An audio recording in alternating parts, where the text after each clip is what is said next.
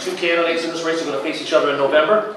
Representative George Moraitis, who is here, is a Republican from Fort Lauderdale, elected to the Florida House in 2010, graduate of the United States Naval Academy, real estate attorney, seeking his fourth term in the House. His opponent, Ken Keechl, is a Democrat, an attorney, and former president of the Dolphin Democratic Club. He was elected to the County Commission in 2006 and served one term. Okay, so I've got you all to myself here. Great. Let me begin by asking you this. And that is, it's a question I certainly would have asked you both if Keechl were here as well. You voted in the 2016 session, Representative Moraitis, for House Bill 4001. I'll tell you what that is. You'll remember it. That's the so-called campus carry bill that would have allowed people, including students, to carry weapons on the campuses of our colleges in this country. That bill passed the House and never was passed in the Senate. It was killed by a senator from Miami. Tell us why that was the right vote on that issue. Thank you, and first of all, I just want to make a brief comment. I want to thank everyone for coming. I want to thank the support that so many of you have given to me over the years in supporting this area, in particular Port Everglades. That is my top priority issue is Port Everglades. It supports 200,000 jobs and is deepening and widening. I'm glad Glenn gave us that update.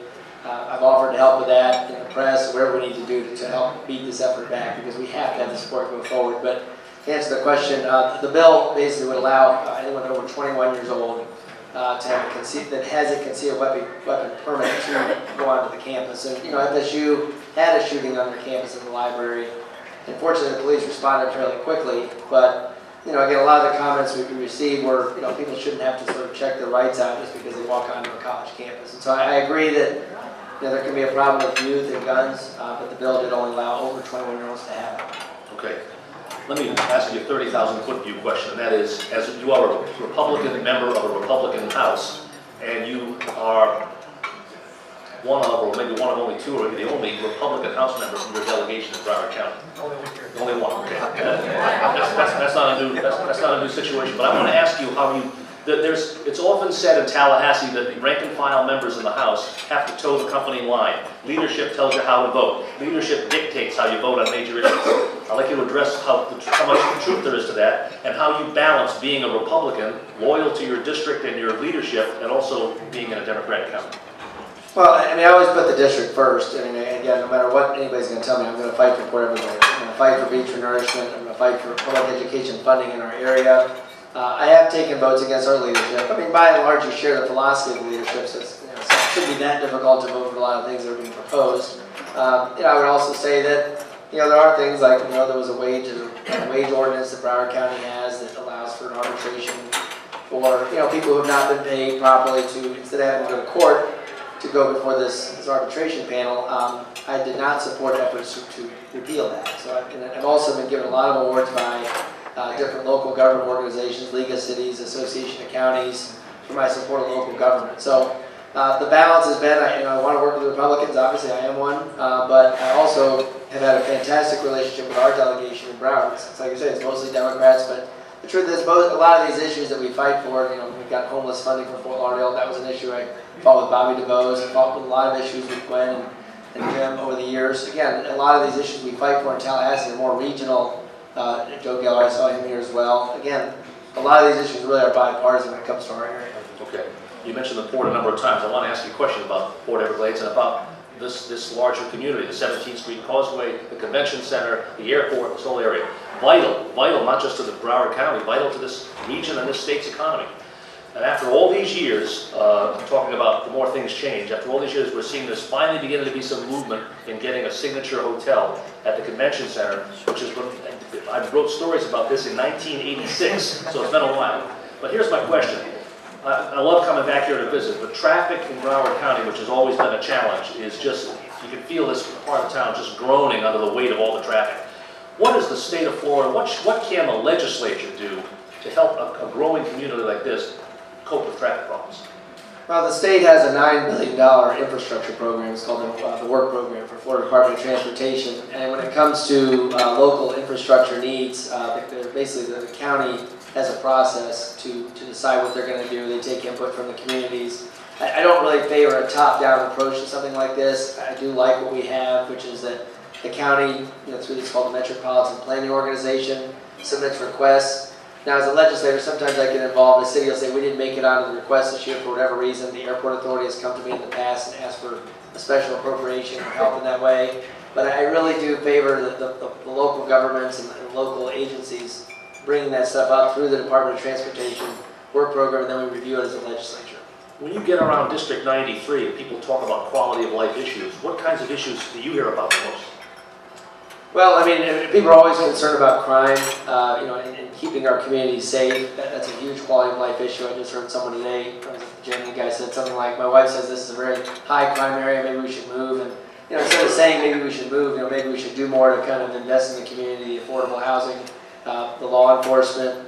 So those to me are the main quality of life issues that we have. I would say stagnant wage growth is another problem. It's another reason I'm huge on Port Everglades, because a lot of these are blue-collar jobs, union jobs that, again, that pay people well, even if they don't necessarily have a master's degree, from a university. So those are the kind of things that we can do, I think, to help. I want to ask you, as a Republican who has constituents of both parties, I want to ask you to give me an example of an issue, any issue, in which you, as a Republican, don't agree with the mainstream thinking of the Republican Party. Again, the wage ordinance was one of them. I tend to be a little more pro-union. I've definitely been a lot more supportive of, say, the firefighter, the police unions. I've been more supportive of efforts to preserve, again, kind of these jobs and efforts to keep the wages high. So I would say I have not agreed maybe with the mainstream thinking in that. I think our party is shifting on some of those things, to be fair, because again, we can't run a party for 1% of the population. It has to be for the majority of the population, and so that's something I think our party is changing on some of those issues. So, but at this point, I would say maybe that's something that's a little bit out of the mainstream in terms of the voting. Okay. As a guy who's fighting to defend his seat in a presidential election year where there's going to be a high turnout, are you an enthusiastic supporter of Donald Trump? How do you feel about that?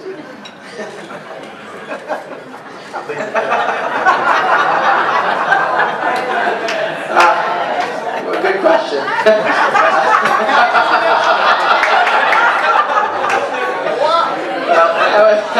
was going to say this, I'm going to dodge the question. No, I'm supporting the Republican nominee for president, which is Donald Trump.